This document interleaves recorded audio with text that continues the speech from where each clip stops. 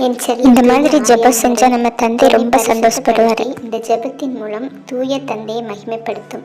என் செல்ல தூய தந்தையே, என் செல்ல தூய இயேசுவின் மூலம் உம்மிடம் பேசுகிறேன். என் செல்ல தூய தந்தையே, நான் பலவீனன். எனக்கு விண்ணகத்தை பற்றி நினைக்கவே தெரியாது. நான் யார்? நான் எதற்காக படைக்கப்பட்டேன்? யாருக்காக வாழ்கிறேன்? உம்மோடு நான் எப்படி பேசுவது? எனக்காக நீர் வைத்த திட்டத்தை எப்படி நிறைவேற்றுவது? உம்முடைய அன்பை எப்படி அறிந்து கொள்வது?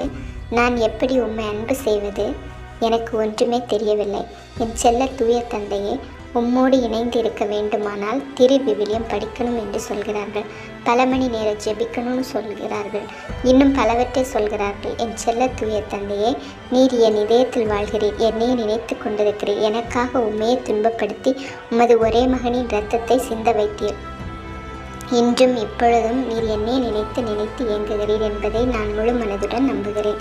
என் செல்ல தூய தந்தையே, நான் பேசுவதால் நீங்கள் கோபப்பட மாட்டீர்கள் என்பதை முழு மனதோடு நம்புகிறேன். என்னை எப்படி மாற்றினால் நீர் முழுமையாக சந்தோஷமாக இருப்பீரோ அப்படியே என்னை மாற்றும்.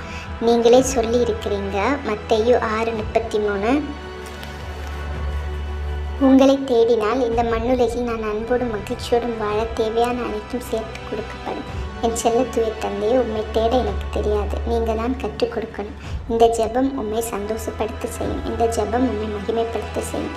என் செல்ல தூய தந்தையே, என் செல்ல தூய இயேசுவே, என் செல்ல தூய ஆவியே, என் செல்ல மாதாவே, சூசேப்ரே, வானதூதர்களே, புனிதர்களே மற்றும் உங்கள் அனைவரை சந்தோஷப்படுத்தி கொண்டிருப்பவர்களே, உங்கள் பெயர் போட்டு பெறுக.